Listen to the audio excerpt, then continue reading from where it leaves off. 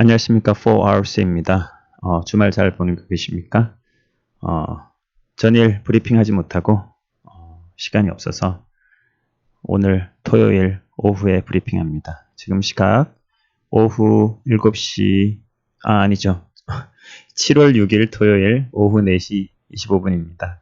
오후가 되니까 좀 정신이 나른한 게 그러네요. 네, 전일 증시 살펴보겠습니다. 코스피 조금 올랐습니다. 중간에 좀 내릴 때가 있었는데요.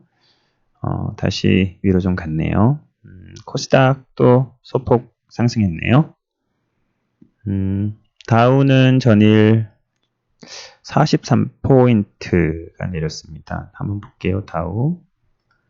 일봉. 일봉이 어쨌든 5일선을 지켜주고 있는 상황이네요.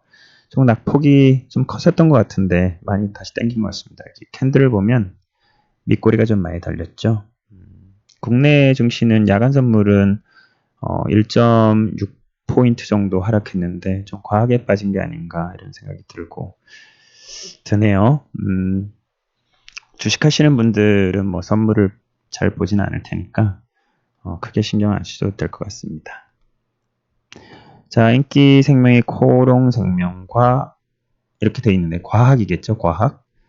삼성전자, 신라젠, HLB 이건 생명인가요? 플레이위드. 좀 비슷하네요. 요새 이슈가 되는 것들은 항상 좀 비슷한 것 같습니다. 뉴스를 좀 보니까 펀드 수익 내리막. 일본, 뭐 중국 때문에 껴가지고 대한민국이 좀 어려운 것 같습니다. 고용 호조의 금리 인하 기대 뚝. 뭐 좀 조정이 있었다는 얘기고요. 뉴욕 마감은. 유럽도 좀 내렸네요. 전체적으로 조금 미국 시장은 내렸고 야간 선물도 좀 내린 상태입니다. 하지만 또 월요일 한국 시장은 어떻게 펼쳐질지는 정확히 또 알 수 없는 거죠. 자, 종합주가 지수입니다. 종합주가 지수는 계속 말씀드리지만 200일선 아래에 있고요. 200일선이 저항이 자꾸 되고 있습니다.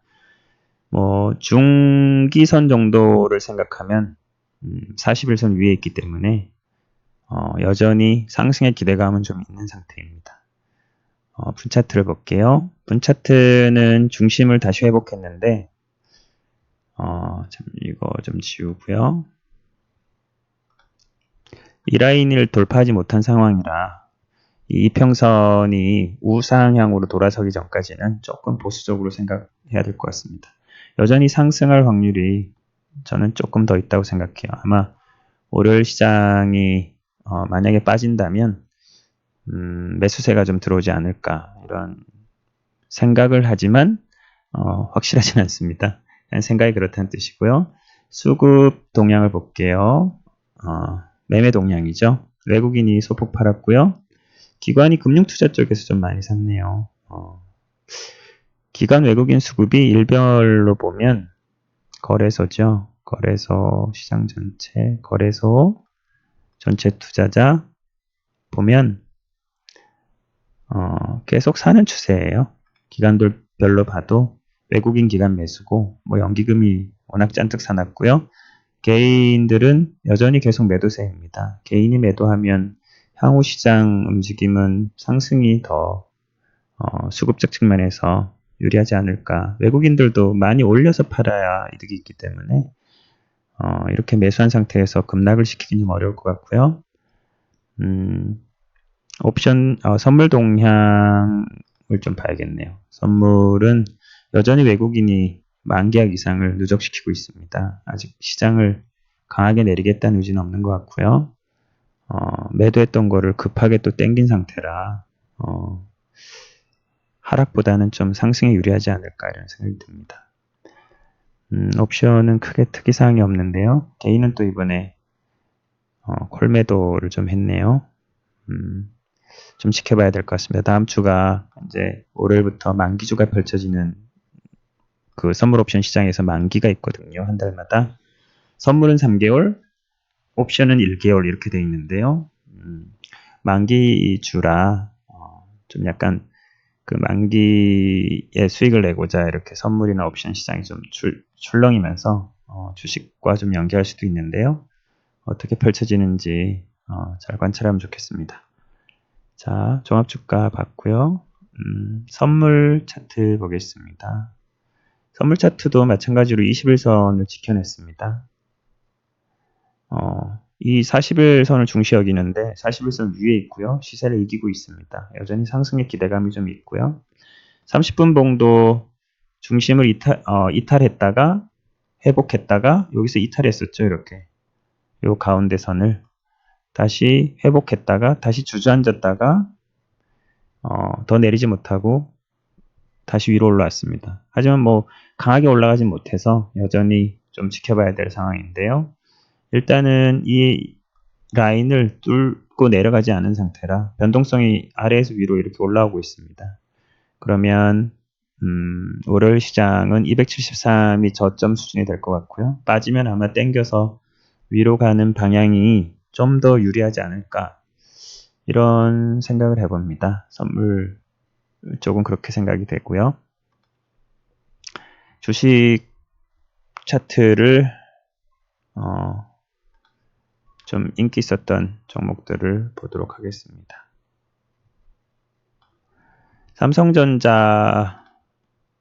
삼성전자는 그냥 저는 계속 좋게 보고 있습니다. 이유는 뭐 들어보신 분들은 이제는 좀 아실 것 같아요. 시세를 이기고 있기 때문에 좋아 보이는 겁니다. 만약에 삼성전자가 아무리 좋아도 이런 라인에 있으면 저는 삼성전자를 좋게 평가하지 않을 겁니다. 하지만 이런 라인에 있을 때는 삼성전자가 좋구나 이렇게 생각합니다. 여러 가지 기법들 많이 알고 계실 텐데요. 뭐 스토캐스틱을 이용하는 방법, MACD를 이용하는 방법, 뭐 패턴을 이용하는 방법, 또 뭐 단기평, 중기평의 골든 크로스, 데드 크로스를 이용하는 방법, 뭐 구물망 차트를 이용하는 방법, 뭐 여러 가지 피보나치, 뭐 조정폭 계산법, 뭐 이렇게 많은데요. 실제로 복잡할수록 질 수가 있어요. 왜냐하면 시장 판단의 도구가 많을수록 시장은 더 헷갈려 보이는 겁니다. 저는 그냥 200에서 하나 보니까 편하지 않겠어요? 위에 있으면 매수세, 아래에 있으면 매도세다. 이렇게 단순하게 보고 있고요. 실력이 없어서 단순하게 보는 건 아니고요. 너무 많은 것을 가지고 있다 보니까 분명히 시세는 이기는데 뭐 보조지표에서는 다이버전스가 났어요. 뭐 이렇게 해가지고 또 못 들고 가고 아니면 매도해버리고 이럴 수가 있거든요. 그래서 오히려 많이 헷갈린다라는 생각이 들고요. 주식 투자는 뭔가를 익혀서 버리는 과정, 그 과정이 제일 중요하다라는 생각이 좀 듭니다. 네, 신라젠부터 보겠습니다. 어떤 분이 종목도 모르는 사람이 기술적으로 뭐 설명을 하고 있다 뭐 이런 얘기 하는데 다 맞는 얘기고요. 저는 다른 이유 때문에 방송하는 건 아닙니다. 그냥 투자하면 좀 외롭고 이런 것들이 저뿐만 아니라 많은 사람들이 그럴 거라 생각해요. 그래서 뭐 위로를 얻고자 우리가 영상을 보기도 하잖아요. 그런 차원이라고 생각하시면 되고요. 저는 절대로 어떤 종목을 추천하지도 않고 또 뭐 돈을 요구하지도 않고 뭐 어떤 뭔가 이득을 위해서 하는 건 아닙니다. 저 자신을 위해서 하는 거고요. 그냥 시장을 좀 더 객관적으로 볼 수 있게 스스로를 다그치려고 이렇게 방송을 하는 겁니다. 오해 안 하셨으면 좋겠고요. 기업 분석이 중요하죠. 당연히 기업 분석이 중요한데 어떤 사람은 또 기술적인 게 중요할 수도 있고요. 두 개 다 보는 사람도 있고요. 그런데 저는 기술적인 면만 보고 기업은 좀 살짝 봅니다. 제가 정말 투자를 한다면 기업도 보겠죠. 당연히. 기술적으로 괜찮은데 기업이 괜찮아야 투자를 합니다. 왜냐하면 기업이 안 괜찮으면 기술적으로 좋아 보여도 돌발악재가 있을 수 있거든요. 아니면 망하기도 하고요. 그래서 기술적으로 먼저 살펴보고 그 다음에 기업을 봅니다. 기업을 봐도 뭐 대단한 거 보지 않아요. 이득을 내고 있나? 앞으로 낼 가능성이 있나? 이 정도만 보지 뭐 한때 유행했던 저퍼주부터 해서 뭐 자산 가치가 어떻다는 등 이런 건 잘 안 봅니다. 절대적이지 않기 때문이죠. 아무튼 기업이 가능성이 있냐?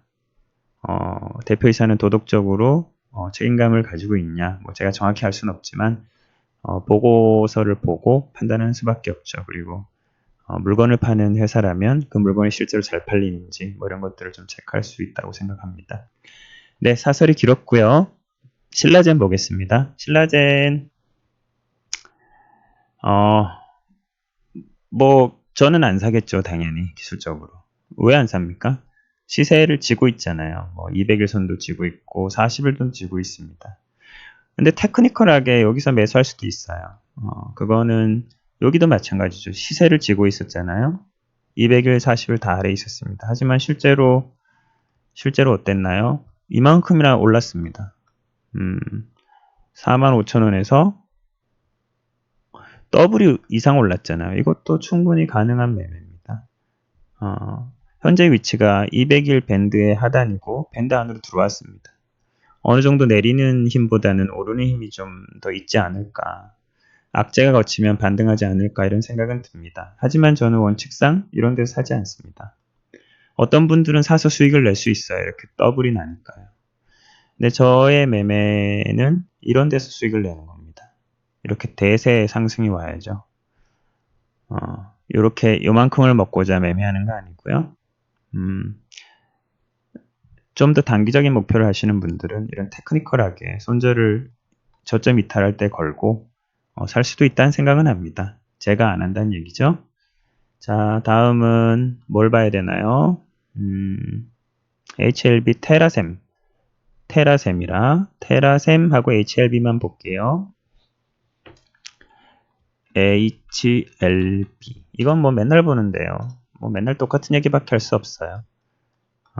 악재뿐만 아니라 요 장면서부터 이미 끝난 거죠. 뭐 여기서부터는 뭐 테크니컬하게 뭐 짧게 스캐핑하는 분들의 영역이라고 생각합니다.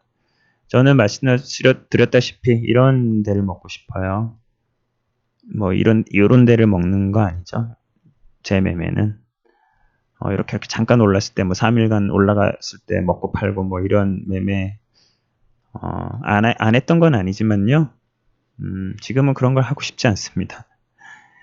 그걸로 돈 벌 수 없는 것 같아요. 뭐 버시는 분들은 뭐 제가 할 말이 없습니다. 재능이 뛰어나신 거죠. 그때 말씀드렸다시피 점 하한가를 기준으로 매매할 수 있다고 생각합니다. 점 하한가가 지지가 되고 있거든요. 그래서 이걸 기준 삼아서 분 차트를 보면 여기입니다. 이걸 기준으로 손절을 걸고 뭐 보유해 보는 것도 테크니컬하게 쓸 수 있는 기법이라고 생각됩니다. 뭐 갭이 이루어졌던 요까지가 이제 반등의 목표치 정도 되겠죠. 그런 기법은 저는 하진 않지만 하시는 분들은 또 잘하기도 합니다. 근데 추천하고 싶진 않아요. 안 했으면 좋겠습니다. 자, 다음은 테라셈 보겠습니다. 테라셈. 테라 하니까 뭐 카스테라 이런 게 생각나네요.